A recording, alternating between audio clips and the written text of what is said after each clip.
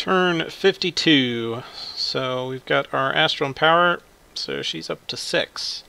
We're teleporting her over to Mount Chaining, which no one needs to know we have all of a sudden. In the next turn, she will be empowering Death. I should be able to pull that off. And then she will turn, because it's like 45, right? So yeah, I'll be able to pull that off. And then she'll be able to Vampire Lord herself, since this is running Silt mod, so that will turn her into a vampire, which means I then no longer give much of a shit about these horror marks. And then after that, I will AC. So AC's in 3 turns. A little bit early. Cataclysm will come about, what, a year and a half early in this game. That will shut down any kind of stuff he's doing. Next, let's see our messages. Just a whole bunch of stuff happening. We did get some searching going. I've got Meteorite Cliffs, Crystal Garden, bunch of slave collection. Sneaky 600-pound giant in a fursuit assassinates a Sauromancer in typical fashion. And then we've got our battles here. First one, we are breaking the siege of a single crossbowman successfully. Next, we have a battle over here in Winter Peaks, and this is our 3 wizards going to shoo Tianchi away, which will work perfectly fine. We've got 1 fire elemental, and then some guys spamming Incinerate. And Incinerate pretty good, so that's just gonna kill guys. The counter from Tianchi was a single lesser fire elemental, or lesser earth elemental, and big fire elemental boy is going to burn them all to death, and then he will chase this guy and not quite catch him. The only weakness of fire elementals is their slow speed, but they're perfectly fine even in cold 3. Their attack score doesn't matter because Flame Strike is AoE 1. Their strength goes down by 3, so their Flame Strike only does 17 instead of 20, so it's really no big deal. Their heat doesn't do anything in cold 3, but that's not how you kill shit with fire elementals. Next, we have a battle in Copper Canyons, and this is my mighty H2 and a handful of Garmherding, who scoot on in and clear these guys out.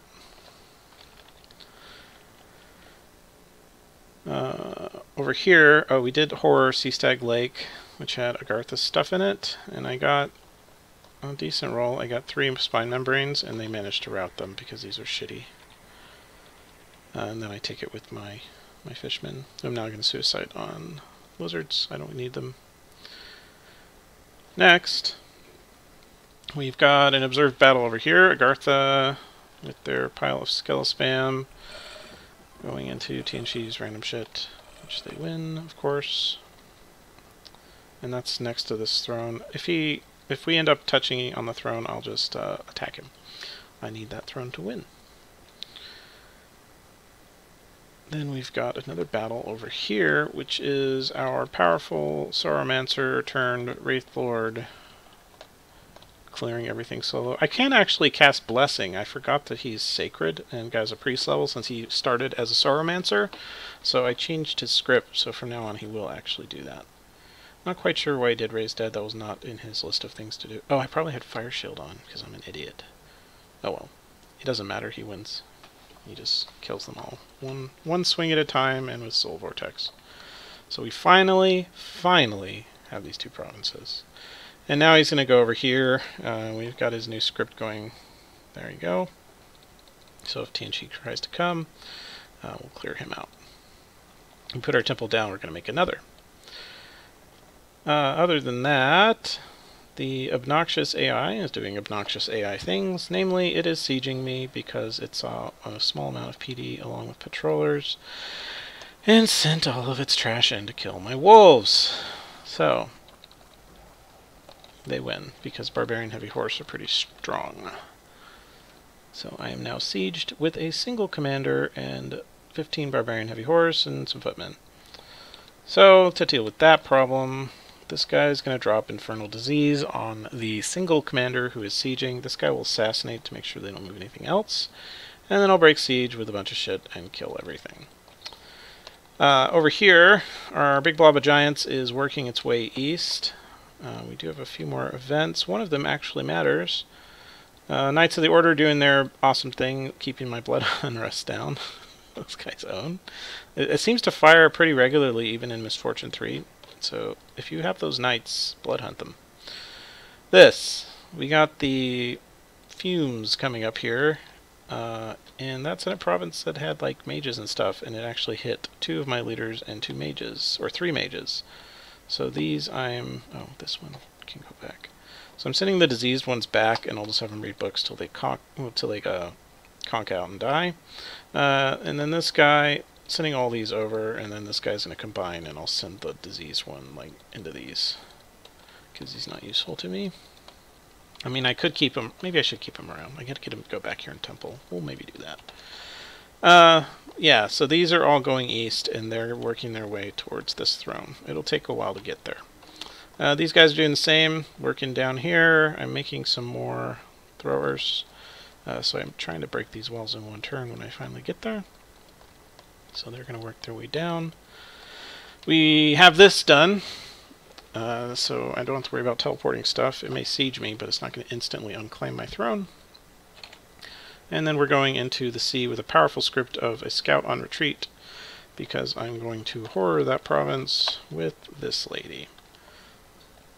She's got the range. She has 7 because I did bother to make the blood pendant, which is even better than it already was, because it also increases freaking combat spell range. So it shouldn't do that. We'll just say it should not do that for balance reasons. So if you look down here, there is this very powerful spell that is very, very useful. And it's like, what? Hellbind Heart. There it is. Hellbind Heart. So it's only range 30. So if you front row a guy and they back row a guy, you can't quite reach him. So you have to like attack once to move closer, and then a Hellbind Heart. However, if you add 25% range, that's going to push it up to like 36. Actually, a little more than that, like 30, what is it? 10% of 30 is 3, so like 6 plus 1.5, so like 7.5, so like 37.5, 38 squares. If it's that far, if you're front rowed, you can hit their back row. Same thing with the other spells that have that same problem. So you can't reach sometimes with claws, depending on battlefield size. If I give them a blood thing, it's going to hit every single square on the map if I front row my guys, and there's no way to dodge this spell. So, like, it's a 10 blood slave item, and it will make 2 very powerful spells even more powerful. And it also works for your good friend Leech.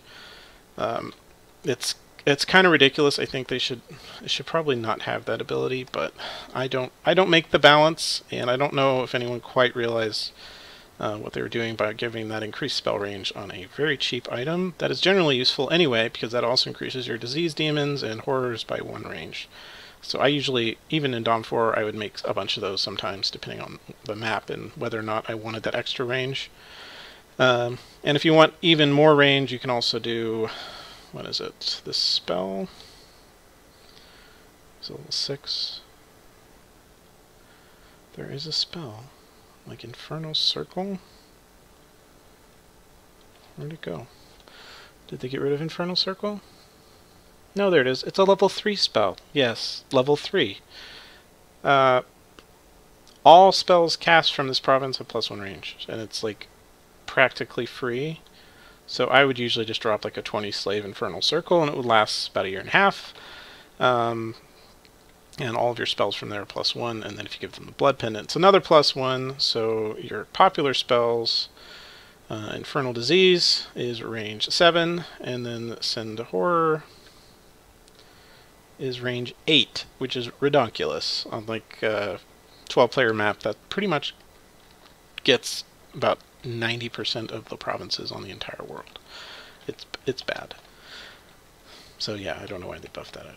Anyway, we're trying not to spend the slaves again. I'm trying to mass some of these up. I will be casting vampires in 2 turns, so that'll be 70 minus. That'll go to her. And then we'll drop like a 200-something slave AC. And then I'll probably drop like Blood Vortex, because why not? Or maybe not. I don't know. I could try. No, I don't want to knock my... I actually might knock my Winter out. If I bump it, it's going to knock my winter over. Hopefully Raga sieges and storms, because if Raga storms and actually kills Pythium God for real, 3 of these go down. And then I can easily fit one in there, which I will do immediately. So yeah, it's going relatively well. How much longer till this fort's up? I'll feel a lot better once this fort is done. It'll be up in 2. This guy's claiming, and next turn I'm going to... Because what's his move speed? Like 30? How fast is he in wolf form? 56? I don't think I can beat that even if I give him like these.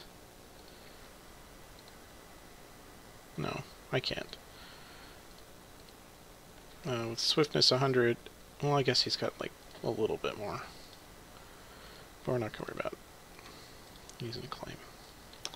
Yeah, and then we're patrolling, blood hunting, doing all that kind of stuff. So yeah, that is the turn.